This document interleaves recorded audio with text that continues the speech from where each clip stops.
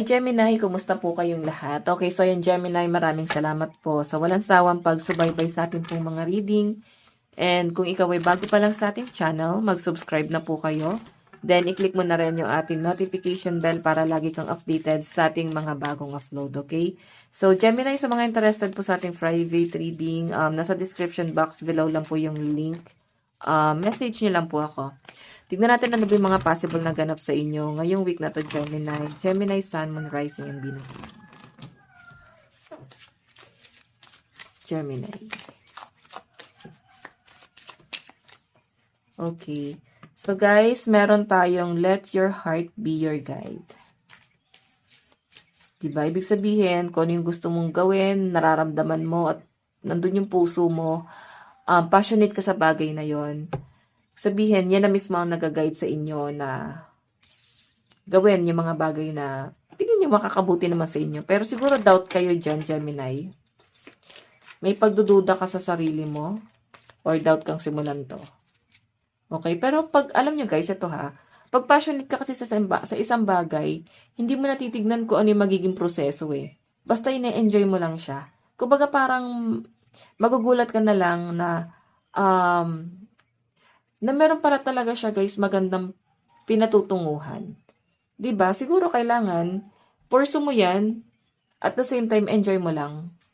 Okay? Hindi mo kailangan gawing seryoso yung bagay na 'yan kasi pag para sa promise parang magic 'yan na ibinigay lang sa inyo ni universe, 'di ba? So by the way, check pa natin.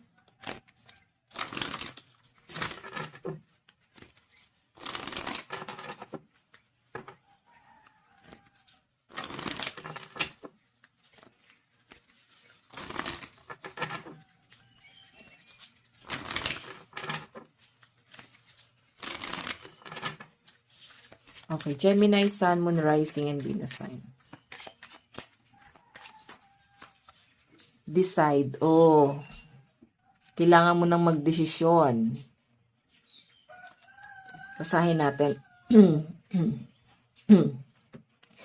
It's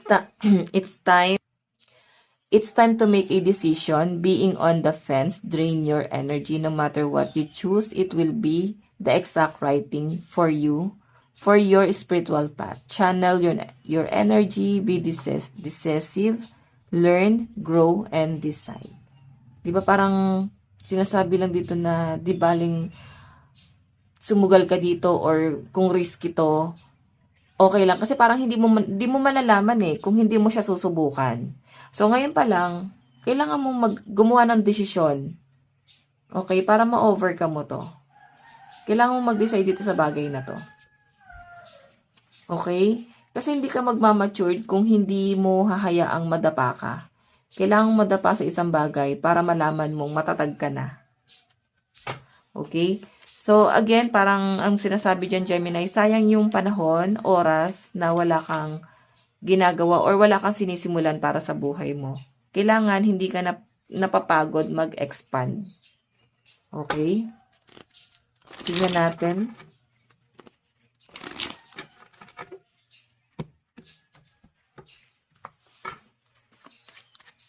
Okay. Gemini. Meron tayong the Hierophant. Feet on earth, mind on heaven. So, I think yung iba sa inyo guys, kailangan mo pa rin ng guidance. Okay? Or kailangan mo ng someone na tutulong sa inyo na magdesisyon dito sa bagay na to. Kasi meron kang gagawing desisyon this week na malaki ang magiging ambag ng taong makakausap mo. Kasi siya mismo yung makakatulong sa inyo para dito. Okay, so again, tignan pa natin.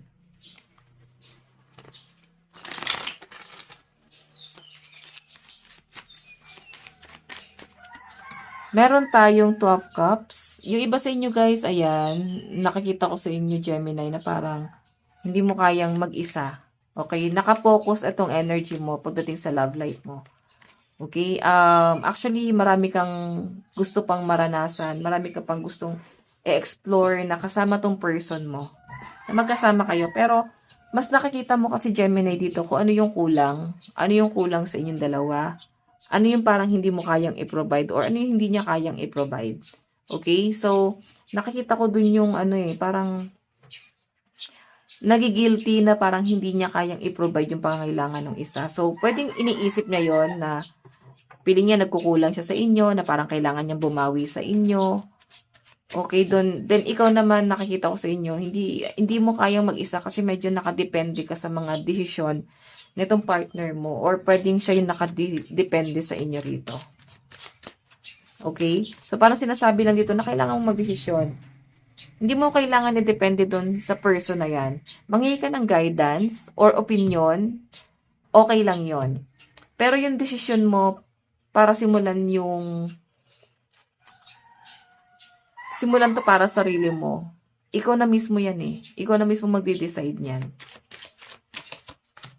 Meron tayong King of Swords. So, may mga pinapangako ka, may mga sasabihin ka Gemini na parang hindi siya natutupad eh. Parang hindi mo naman nasisimulan.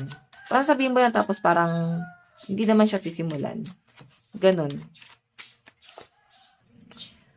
Okay, so titignan pa natin. Gemini, sinasabi lang dito, ingat-ingat ka lang sa mga bibitawan mong pangako. And ingat ka rin sa pagiging impulsive mo. Kasi pwede may mga masasabi kang hindi maganda. Pwedeng ikakasakit ng damdamin ng ibang tao, ikakasakit din ng damdamin mo. Okay? So, tingnan natin.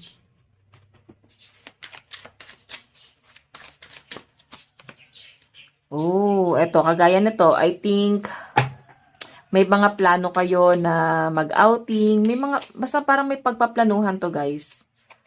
Okay? Na mag-get together, pero parang hindi siya guys matutuloy. Okay? Kumbaga parang usapan na naman to eh. Okay, so again, etong The Sun guys, maganda to. Kumbaga parang mararamdaman mo na dahil sa banding na to, mas nagiging matatag yung samahan nyo. Mas nagiging matatag yung relationship mo sa ibang tao. Kumbaga ito yung nagiging way para mas lalo kayong tumatag. Okay, so ito kasi guys, The Sun, maganda to. Kumbaga happiness, new beginning, victory, joy, ayun.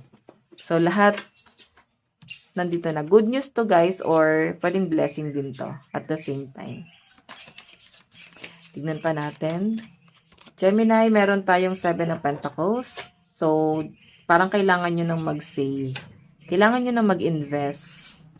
Kasi pera na to eh. 7 of Pentacles. So, parang wag kayo masyado guys mag-waste ng pera nyo sa bagay na hindi naman talaga guys makakatulong sa inyo sa future. So, isave mo yung pera mo para sa future mo. Okay? Or at least marunong ka dapat mag-manage. Yun na lang. Okay? Wala kang control sa pera. Oh. Hindi mo siya nababalanse eh. So, by the way, tignan pa natin Gemini. I think may conflict kayo pagdating sa pera. Yung nagiging conflict guys, okay naman yung flow ng pera nyo eh. Hindi nyo lang talaga guys control yung paggastos. So, advice, meron tayong unleash your kindest self. Okay, so guys, ito lang po ang inyong reading. Maraming salamat po. God bless and love you all. Bye-bye.